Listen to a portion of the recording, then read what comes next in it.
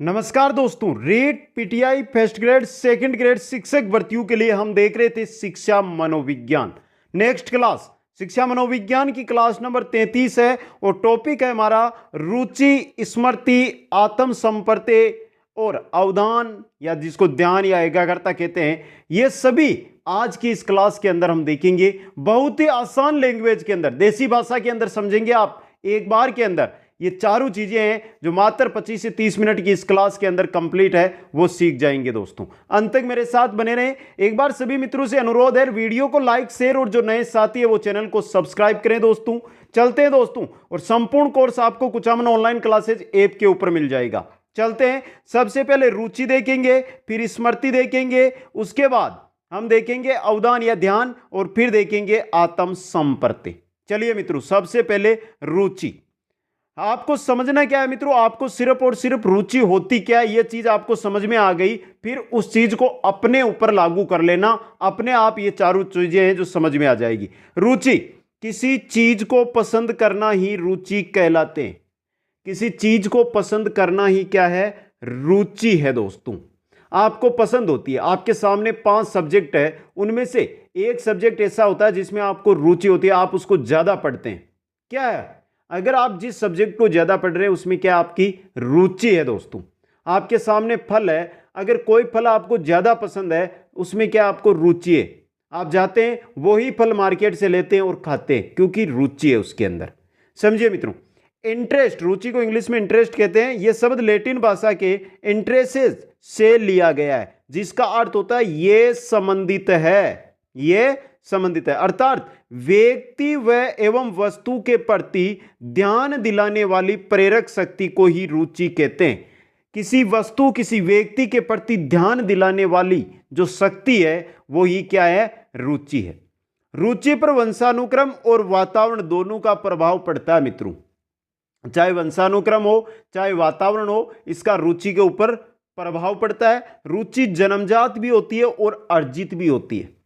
बहुत important question बनते हैं यहां से, निम्न में से रुचि है जन्मजात, अर्जित, दोनों या दोनों ही नहीं।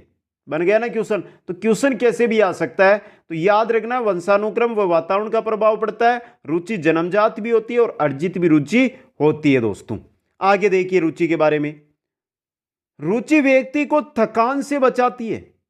जिस कार्य में रुचि होती है उस कार्य को हम बिना थके लंबे समय तक करते रहते हैं। अगर आपको पढ़ने के अंदर रुचि है तो आप एक जगह बैठे बैठे 15 से 16 घंटे तक पढ़ाई करते हैं।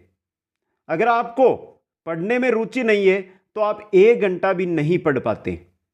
मतलब रुचि है जो आपको कोई सा भी कार्य हो, पढ़ाई नहीं, कोई सा भी कार्य ले लो आप, कोई सा भी कार्य है तो उसमें आपको रुचि है जो थकान से बचाएगी। रुचि बालक के दृष्टिकोण, मूल प्रवृत्ति व व्यक्तित्व के निर्माण में भी सहायक होती है। चाहे मूल प्रवृत्ति हो चाहे बाल का व्यक्तित्व हो, इन सभी के जो निर्माण है उसमें क्या है, रुचि सहायक। समायोजन में भी रुचि सहायक होती है। समझे मित्रों। अब देखिए रुचि के प्रकार। रुचि के प्रकारों की बात करें तो 2 प्रकार होते हैं, एक होती है आंतरिक रुचि और दूसरी होती है बाह्य रुचि दोस्तों।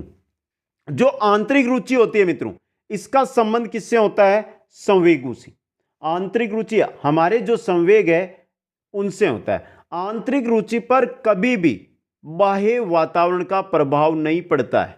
आंतरिक रुचि पर बाह्य जो वातावरण है, जो समाज है, जो परिवार है, इससे कोई प्रभाव नहीं पड़ता है। बाह्य रुचि, इसमें प्राणी के संवेगों को लक्ष्य से जोड़ दिया जाता है। जो संवेग है उनको समाज, परिवार, वातावरण में जो लक्ष्य है उनके साथ उनको जोड़ा जाता है, जिससे बाह्य रुचि यानी कि वातावरण का उस पर प्रभाव पड़ता है। देखिए, हिंदी पढ़ने के प्रति रुचि पैदा करना, आपको हिंदी पढ़ना नहीं है लेकिन अगर उसमें आपको रुचि पैदा करवाई जाती है कि मतलब आपको बाह्य वातावरण के साथ जोड़ा जाता है दोस्तों। अब देखिए रुचि की विशेषताएं, ये रही विशेषताएं। रुचियां स्थिर व स्थायी नहीं होती है। कोई भी रुचि स्थिर नहीं है, कोई भी रुचि स्थायी नहीं है मित्रों, बदलती रहती है। समय के साथ आपकी रुचि बदलेगी। रुचि एक प्रमुख अभिप्रेरक शक्ति है। सही बात है दोस्तों, आपको किसी भी कार्य करने के लिए रुचि है जो अभिप्रेरित करती है। मतलब एक अभिप्रेरक शक्ति होती है रुचि। रुचि रुकावटों को दूर करने में मदद करती है।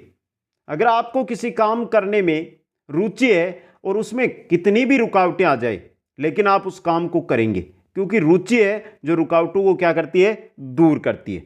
रुचि से व्यक्ति को थकान व असफलता से बचने में सहायता मिलती है। जो हमने पहले देख लिया है, थकान हो या असफलता हो, उनसे बचने में सहायता कौन करती है, रुचि करती है।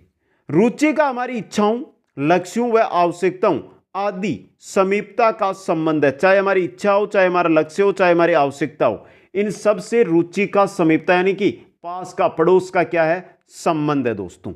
आगे देखिए, नेक्स्ट देखिए विशेषताएं हैं। रुचि एक प्रमुख अभिप्रेरक शक्ति है जो करके सीखना रुचि जागृत का उत्तम साधन है। जो रुचि होती है ये अभिप्रेरक शक्ति तो है, लेकिन कोई भी कार्य आप करेंगे ना तो उसको करके फिर आप उसको सीखेंगे, अगर आपको उसमें रुचि है तो दोस्तों। रुचि के ज्ञानात्मक यानी जानना, क्रियात्मक यानी अनुभव करना और भावात्मक यानी इच्छा करना, तीन पहलू होते हैं। ये इंपॉर्टेंट क्वेश्चन है। निम्न में से रुचि के पहलू है या निम्न में से रुचि का पहलू नहीं है, तीन तो ये दे देंगे, चौथा और दे देंगे।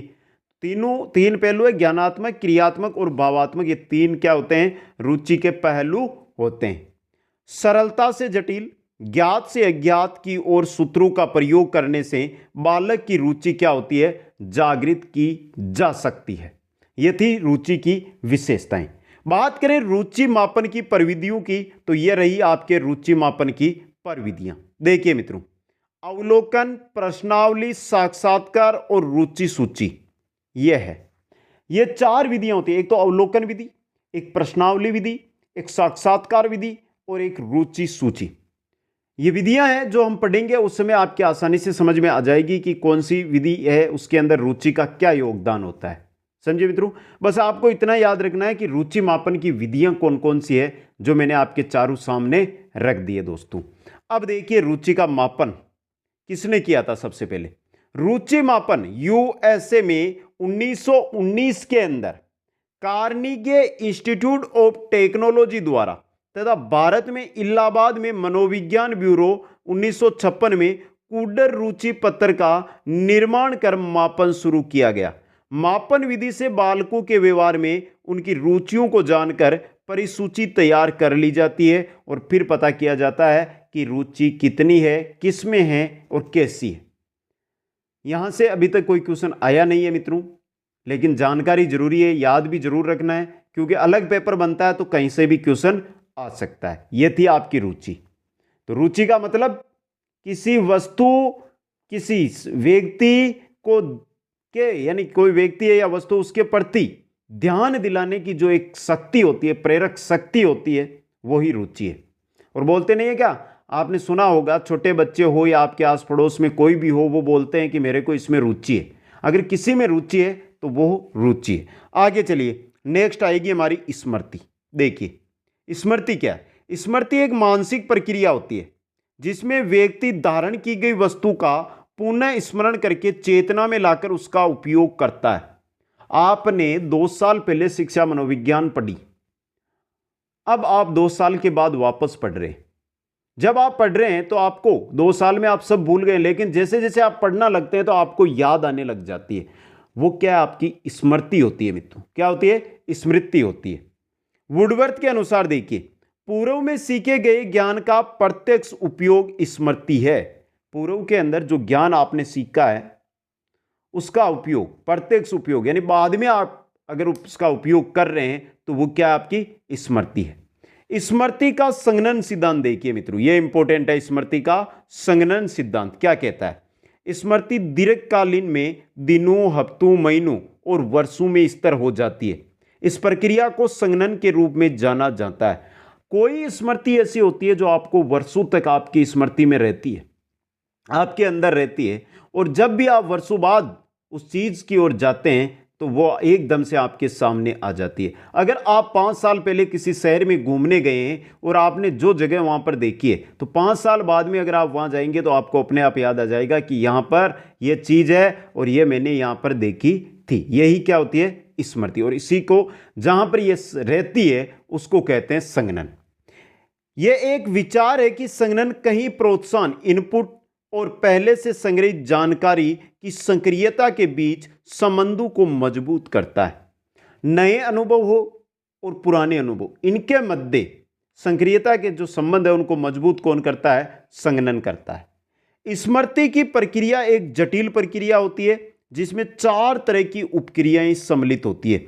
जो स्मृति होती है इसमें 4 तरह की उपक्रियाएं हैं। कौन सी है? सीखना, धारण करना, प्रत्याधारण करना और पहचान करना। ये 4 क्रियाएं हैं जो स्मृति के अंदर पाई जाती है दोस्तों। अब देखिए मित्रों, स्मृति के कितने प्रकार होते हैं? तो ये देखिए, स्मृति इतने प्रकार की होती है। ये तो 9 है जो मुख्य प्रकार लिखे, अलग और भी इस स्मृति के प्रकार होते हैं। जैसे एक तो स्थायी स्मृति होती है, जो एक बार आपने कोई चीज देख ली वो आपको स्थायी रहती है, आप जब भी याद करते हैं आपको याद आ जाती है। अस्थायी स्मृति होती है, तात्कालिक स्मृति होती है, भाषाई स्मृति होती है, चित्रात्मक स्मृति होती है, रटंत स्मृति होती है। बहुत सारे साथी इसी का काम करते हैं, जब भी तैयारी करते हैं एग्जाम से पहले किस में लग जाते हैं? रटन में। आम्यात्मक स्मृति होती है, इसके अलावा सक्रिय स्मृति होती है और तार्किक स्मृति होती है। यह सभी प्रकार की स्मृतियां हैं जो आपके अंदर पाई जाती है मित्रों।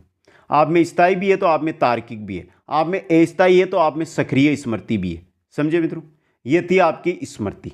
आगे चलिए, नेक्स्ट है हमारा अवधान, एकाग्रता देखिए या ध्यान। अवधान, एकाग्रता या ध्यान दोस्तों, अटेंशन। अवधान एक चयनात्मक प्रक्रिया है जिसमें व्यक्ति एक विशेष शारीरिक मुद्रा बनाकर किसी वस्तु को चेतना केंद्र में लाने के लिए तत्पर रहता है। नहीं समझ में आई? तो रोस के अनुसार देखो, किसी संपर्त्य वस्तु को दिमाग के सम्मुख स्पष्ट रूप से लाने की प्रक्रिया अवधान है। मतलब आप अवधान को छोड़ दो, आप एकाग्रता को छोड़ दो, आप ध्यान को, आप किसी चीज को ध्यान से पढ़ते हैं या ध्यान लगाकर उसको करते हैं तो वो आपको क्या हो जाती है? याद हो जाती है। एक विशेष शारीरिक स्थिति के साथ अगर आप कोई कार्य करते हैं तो, और वो कार्य अगर आप करते हैं और वो भी कैसे? चेतन मन के द्वारा उस कार्य को आप करते हैं तो वो आपको जल्दी याद हो जाता है। यही होता है आपका अवधान, एकाग्रता या ध्यान दोस्तों। अब देखिए, रोस की परिभाषा देख ली। डमविल ने क्या कहा? किसी दूसरी वस्तु के बजाय एक ही वस्तु पर चेतना का केंद्रीकरण कर लेना अवधान है। आपके सामने ये शिक्षा मनोविज्ञान है, ये हिंदी है, ये सामाजिक है, ये आपकी गणित है, यह आपकी विज्ञान है, ये पुस्तकें हैं। अब आपने एक विशेष पोजीशन ली, आपने शिक्षा मनोविज्ञान की बुक उठाई और उसको ध्यान से पूरे तरीके से स्तर बैठ के आपने उसका अध्ययन किया।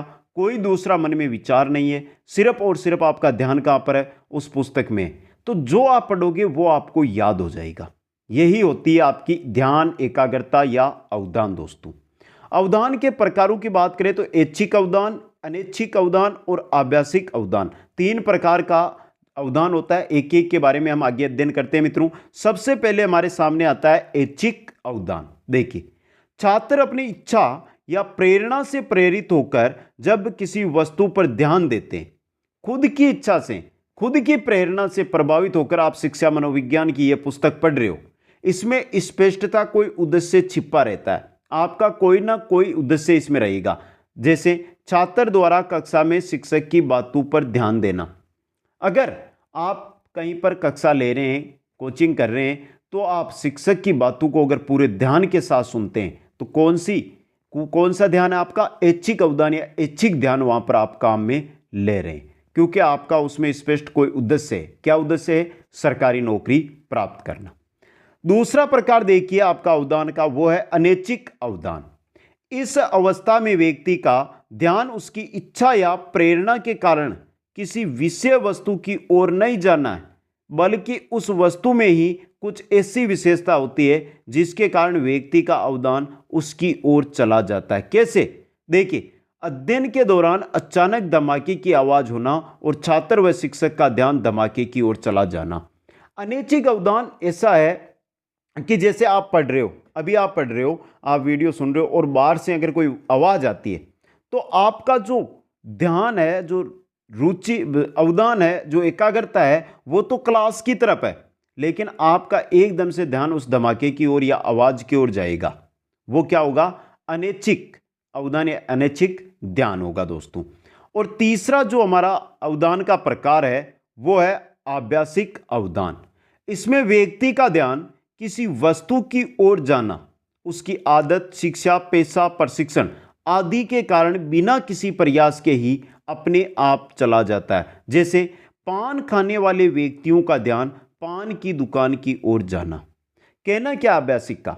इसके अंदर ध्यान है जो किसी वस्तु की ओर अपने आप चला जाना, आदत है या उसका पेशा है ये, या उसका प्रशिक्षण है, जिसकी वजह से जैसे ही उसको दिखाई देगी, अगर उसको दुकानें, जैसे कोई पान खाने वाला व्यक्ति है, अगर वो जा रहा है तो उसका आदत है कि वो पान खाता है, जैसे ही उसको दुकानें दिखाई देगी तो उसके दिमाग में ये आएगा कि यहाँ पर पान की दुकान है या नहीं, और जैसे ही पान की दुकान दिखेगी तो वो उसकी ओर चला जाएगा। ये क्या होती है? आभासिक अवधान, आभासिक ध्यान होता है दोस्तों। ये था हमारा ध्यान, अवधान, एकाग्रता। अब आगे चलते हैं हम आत्म संपर्ते की ओर। देख, नेक्स्ट है हमारा मित्रों आत्म संपर्ते, सेल्फ कॉन्सेप्ट। क्या है मित्रों ये आत्म संपर्ते? देखिए, आत्म का अर्थ होता है खुद, स्वयं, और पर्ते का अर्थ होता है धारणा, मतलब खुद के बारे में धारणा। देखिए, स्वयं के बारे में धारणा बनाना ही क्या होता है? आत्म संपर्ते। इसका विचार सर्वप्रथम डेकार्ट विद्वान ने अपने संज्ञान के वर्णन में आत्म संपर्ते को बताया। सबसे पहले आत्म संपर्ते के बारे में किसने बताया है? डेकार्ट ने बताया दोस्तों। 1890 में विलियम जेम्स ने अपनी पुस्तक प्रिंसिपल ऑफ साइकोलॉजी के अंदर आत्म संपर्ते का वर्णन किया है। तो क्वेश्चन आ सकता है कि सबसे पहले आत्म संपर्ते का वर्णन किसने किया? तो किया है विलियम जेम्स ने अपनी पुस्तक प्रिंसिपल ऑफ साइकोलॉजी में। आगे देखिए, अब फ्राइड की बात करते हैं। तो फ्राइड ने आत्म प्रत्यय को अहम का, क्यों का? क्योंकि जब हमारे अंदर स्वयं के बारे में धारणा बनेगी तो मैं का भाव आएगा। देखिए, आत्म संपर्ते में व्यक्ति मैं क्या हूं, मैं कौन हूं, मैं ये कर सकता हूं जैसे विषय पर धारणा बनाता है। क्योंकि खुद के बारे में जब हम धारणा बनाएंगे तो यही बनेगी कि मैं क्या हूं, मैं कौन हूं, मैं ये कर सकता हूं, मैं ये नहीं कर सकता हूं, मैं हूं जैसा हूं, यही बनेगी मित्रों। एनसाइक्लोपीडिया ऑफ साइकोलॉजी के अनुसार आत्म प्रत्यय से तात्पर्य व्यक्ति के व्यवहार, योग्यता एवं विशेषताओं का मूल्यांकन एवं अभिव्यक्तियों की समग्रता है। समझिए, एनसाइक्लोपीडिया ऑफ साइकोलॉजी के अनुसार जो आत्म प्रत्यय या आत्म संप्रत्यय, इसका तात्पर्य क्या है? व्यक्ति का व्यवहार, व्यक्ति की योग्यताएं, व्यक्ति की विशेषताएं का तो मूल्यांकन और अभिव्यक्तियों का क्या है? समग्रता है दोस्तों। अब देखिए आत्म संपर्त्य के प्रकार। आत्म संपर्त्य दो प्रकार का होता है, एक शारीरिक पक्ष, एक होता है मनोवैज्ञानिक पक्ष। शारीरिक पक्ष की बात करें तो मेरा रंग ऐसा है, मेरा रूप ऐसा है, मेरा गठन ऐसा है, मैं इतना सुंदर हूं, मेरे बाल ऐसे हैं, मेरी नाक ऐसी है, मेरे कान ऐसे हैं, तो ये होते हैं शारीरिक पक्ष, जो पक्ष है ना आत्म संपर्त्य के। मनोवैज्ञानिक पक्ष के अंदर व्यक्तित्व, गुण, परिपक्वता, चिंतन, भाव, कल्पना, स्मृति आदि आत्म प्रत्यय में व्यक्ति अपने व्यवहार व अनुभव में परिवर्तन कर स्वयं को क्या है? समझता है। जो शारीरिक गठन में तो उसके शारीरिक शरीर से रिलेटेड बात करेगा कि मैं कैसा हूं, मैं ऐसा हूं, मेरा शरीर ऐसा है, मेरी नाक ऐसी है। लेकिन मनोवैज्ञानिक पक्ष के अंदर मेरे अंदर ये गुण है, मैं इतने साल का हूं, मेरी परिपक्वता ये है, मैं इतना पढ़ता हूं, मैं इतने भाव है, मैं ये कल्पना करता हूं, तो ये आते हैं मनोवैज्ञानिक पक्ष के अंदर दोस्तों। विलियम जेम्स ने क्या किया? जो आत्म संपर्त्य इसके 4 प्रकार है वो बताए। भौतिक आत्म संपर्त्य, सामाजिक आत्म संपर्त्य, आध्यात्मिक आत्म संपर्त्य और शुद्ध अहम आत्म संपर्त्य। ये 4 प्रकार किसने बताए थे? विलियम जेम्स ने बताए थे। अब आत्म संपर्त्य है, इसका शिक्षा में क्या महत्व है? देखिए मित्रों, शिक्षा में पहला महत्व है शिक्षक अपने प्रभाव के द्वारा विद्यार्थियों में आत्म संपर्त्य को विकसित करने में मददगार होता है।